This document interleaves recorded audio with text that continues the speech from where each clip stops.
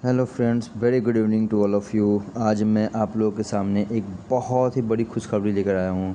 वैसे जो लोग क्रिप्टो मार्केट में इन्वेस्ट करते हैं, क्रिप्टो मार्केट के इन्वेस्टर हैं, उनके लिए आज बहुत ही बड़ी खबर है, क्योंकि ये खबर ही एक ऐसा है जो कि क्रिप्टो करेंसी में इन्वेस्ट करने वालों के लिए एक आश्चर्यजनक और यूँ कहें तो एक बहुत ही बड़ा खबर है। क्योंकि और मैं शुरू से आप लोगों को बोलता रहा हूँ क्रिप्टो करेंसी में इन्वेस्ट करने वालों को कि आप लोग थोड़ा थोड़ा पैसा आप क्रिप्टो करेंसी में इन्वेस्ट कर सकते हैं, और बिल्कुल कीजिए, क्योंकि आपको पता होना चाहिए कि आने वाले टाइम में डिजिटल वर्ल्ड ही होगा। आपके आने वाले टाइम में करेंसी नाम का कोई चीज़ नहीं होगा, कैश भी नहीं होगा। तो डिजिटल करेंसी जो होता है उसकी जो डिमांड है वो डे टू डे बढ़ता जा रहा है। इसी युग में ये क्रिप्टो करेंसी नाम का जो बिटकॉइन, इथेरियम और मल्टीपल कॉइन्स, मेम्स कॉइन जो मार्केट में हैं, वो आपको आने वाले टाइम में 5 साल 10 साल में करोड़पति बना सकते हैं। इस डे टू डे इसमें नया नया अपडेशन होता जा रहा है, जो कि काफ़ी सारे देशों में इसको एक्सेप्टेंस मिलती जा रही है। तो दोस्तों, आज हम बात करने वाले हैं अपने देश भारत में भी क्रिप्टो करेंसी को रेगुलेट किया जा सकता है। जैसे कि हम शेयर मार्केट को सेबी रेगुलेट करता है, वैसे ही इंडिया में क्रिप्टो करेंसी को भी सेबी, जी हाँ, सेबी ही रेगुलेट करेगा। और ये मैं नहीं बोल रहा हूँ, ये टाइम्स ऑफ इंडिया की खबर है। और आपको मैं शुरू से बोलता हूँ कि क्रिप्टो करेंसी कुछ ऐसा नहीं है, फ्रॉड होता है ये उनके साथ होता है जिन लोगों को क्रिप्टो करेंसी के बारे में कोई नॉलेज नहीं होता है।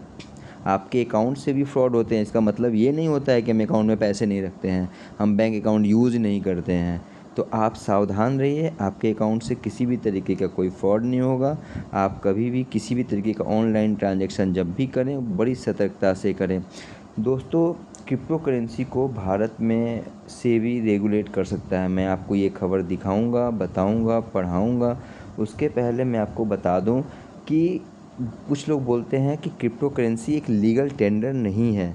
तो एक बात मुझे बताइए, क्या हम रिलायंस के शेयर से ज़मीन खरीद सकते हैं? क्या हम रिलायंस के शेयर से हम कोई भी किराना का या कोई भी चीज़ का परचेजिंग कर सकते हैं? नहीं कर सकते हैं। तो फिर हमें रिलायंस के शेयर में बाई नहीं करना चाहिए, हमें टाटा के शेयर में बाई नहीं करना चाहिए, हमें एमआरएफ जैसी कंपनी का शेयर, जिसकी शेयर की एक वैल्यू 1,20,000 25,000 है, हमें इन्फोसिस, विप्रो जैसी कंपनी में इन्वेस्ट नहीं करना चाहिए। क्यों? क्योंकि वो भी तो लीगल टेंडर नहीं है। लेकिन पूरे वर्ल्ड वाइड लोग शेयर मार्केट में इन्वेस्ट करते हैं। चूँकि हमारे पास नॉलेज नहीं है तो हम डरते हैं। तो मेरा कहना है कि नॉलेज लीजिए और थोड़ा थोड़ा इन्वेस्ट करना शुरू कीजिए। विश्वास कीजिए कि क्रिप्टो करेंसी आने वाले टाइम में बहुत ही ज़बरदस्त बूम करेगा।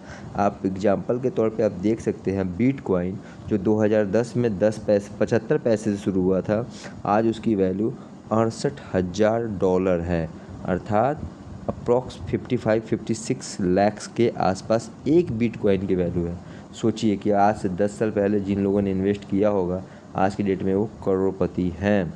चलिए बात करते हैं हम आज की खबर के बारे में।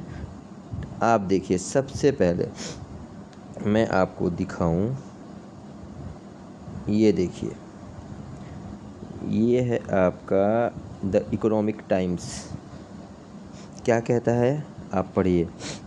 क्रिप्टो करेंसी को लेकर बदल रहा है भारत का रुख, सेबी कर सकता है ट्रेडिंग को मॉनिटर।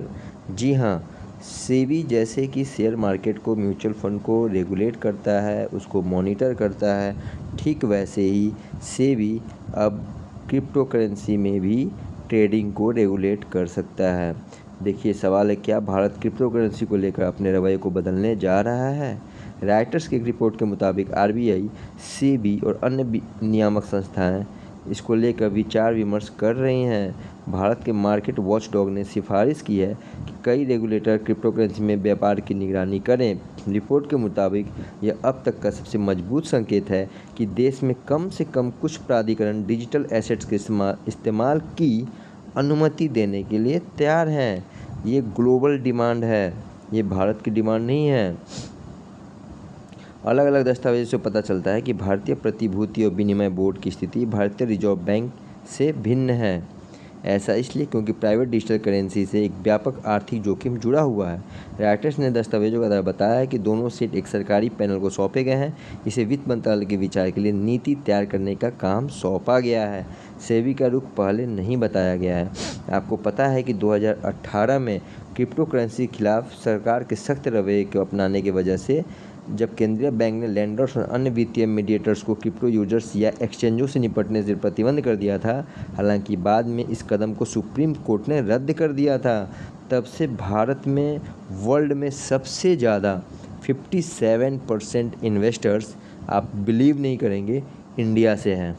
सोच लीजिए, वर्ल्ड में सबसे ज़्यादा लोग क्रिप्टो करेंसी में इन्वेस्ट करने वाले लोग इंडिया से हैं, और इंडिया में ही ये इसको इनवैलिड बताया जाता है, लीगल टेंडर नहीं बताया जाता है। हम तो बोल रहे हैं कि लीगल टेंडर नहीं है, आप इसमें सिर्फ ट्रेडिंग की इजाज़त दीजिए। इसमें आपने जो 30% का टैक्स रखा है, ये किसी भी हिसाब से प्रॉफिट पे 30% का टैक्स नहीं होना चाहिए।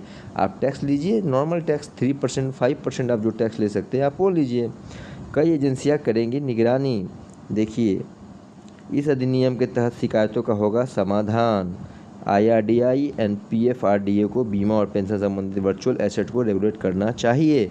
तो ये डिमांड है मार्केट में।